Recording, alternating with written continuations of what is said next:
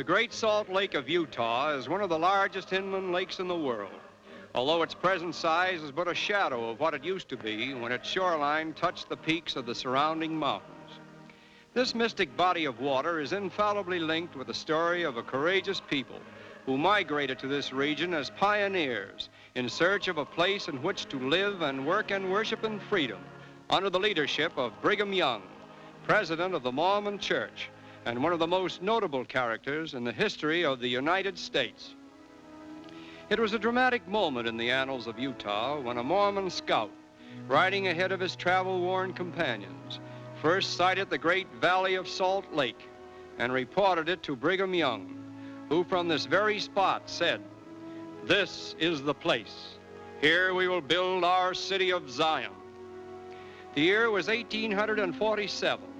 And this valley was a dreary waste in which the native Indians were content to gather so much as their winter supply of crickets. But the untiring and industrious Mormons, under the guidance of their great leader, went to work with a zeal born of faith in the future.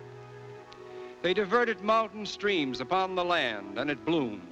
Trees and crops came forth in abundance, while homes and attendant buildings were constructed. Community institutions and thoroughfares were planned, and thus the Mormon city of Zion came into being. Salt Lake City, as it is called today, is indeed a great tribute to the memory of its founders, for it is now listed among the most progressive and fastest-growing cities in the United States. Foremost among the old landmarks is Eagle Gate, erected in 1858 as an entrance to Brigham Young's estate, and preserved as a reminder of the days in which President Young ruled supreme over the destiny of Utah. The original Brigham Young estate comprised about 10 acres, upon which were erected a number of domestic and administrative buildings, a few of which have been preserved as historical landmarks, such as Lion House, constructed in 1855 as a residence for the families of Brigham Young, and used today as a social center. The house in which President Young made his headquarters was appropriately called Beehive House. And here it stands, a fitting tribute to the industry of Brigham Young and his courageous assembly of Mormon pioneers. In the year of 1877, the great soul of Brigham Young passed from this earth, and his mortal remains were buried in a modest graveyard overlooking the city which he founded and called Zion.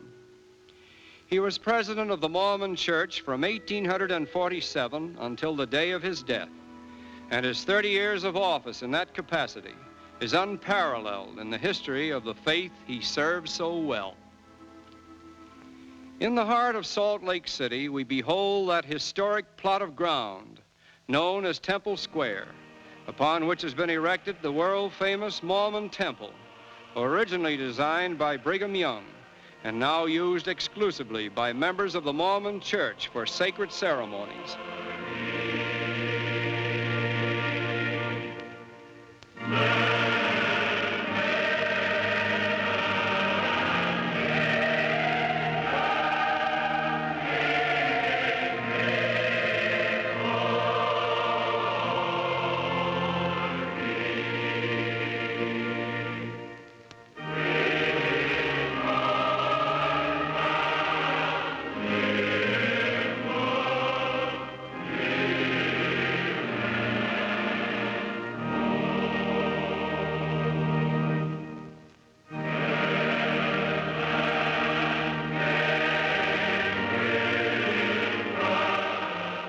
At the left of the temple stands the Mormon Tabernacle, also designed by Brigham Young. And it is from this institution each Sunday morning that the celebrated Tabernacle Choir broadcasts its radio programs to the world at large.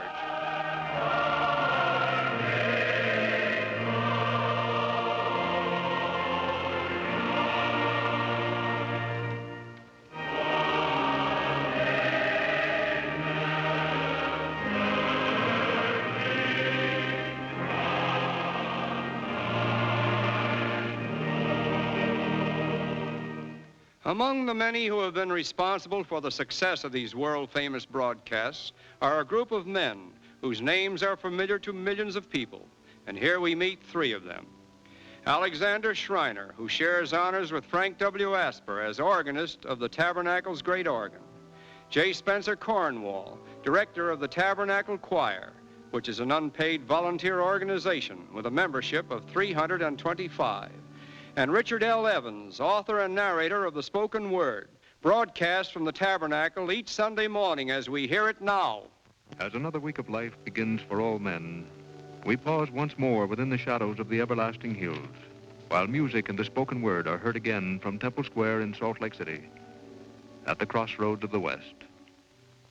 According to the Mormon pioneers, in the year of 1848, their wheat crops were saved miraculously from hordes of locusts by the timely arrival of flocks of seagulls. And that event is commemorated by this monument, sculptured by a grandson of Brigham Young. Incidentally, it is punishable by law to kill a seagull in the state of Utah.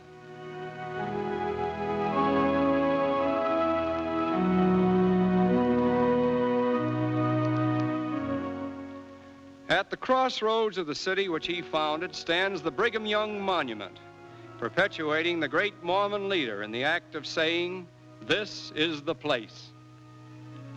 Zion's Cooperative Mercantile Institution, said to be America's first cooperative department store, was organized in 1868 by Brigham Young, who believed that cooperative use of goods and property would eventually solve the economic problems of mankind. On the site where the Mormon pioneers first established their headquarters in 1847 stands the Salt Lake City and County Building, a far cry from the threadbare tent in which administrative affairs were first conducted in this Vale of Zion. Architecturally regarded as one of the best state capitol buildings in the United States is the Capitol of Utah, built of native granite and marble in pure Corinthian style.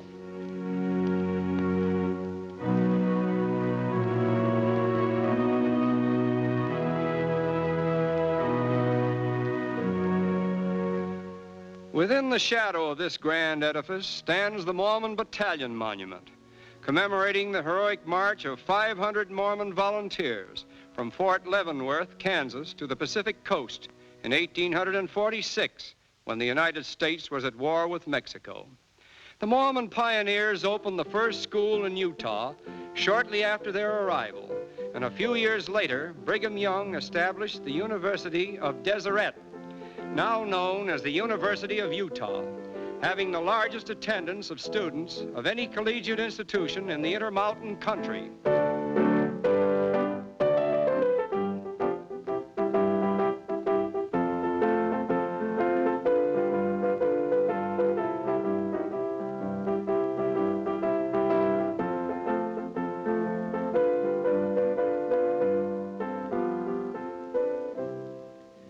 Opposite the campus stands the University Ward Chapel. There are over 100 houses of worship in Salt Lake City, and less than half of them are Mormon chapels.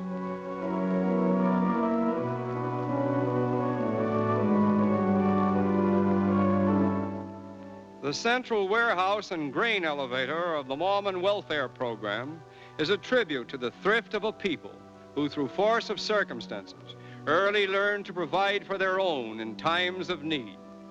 And so, in the familiar words of Richard Evans, we take our leave of you now from the crossroads of the West. Until we beckon your thoughts again unto the hills, may peace be with you this day and always.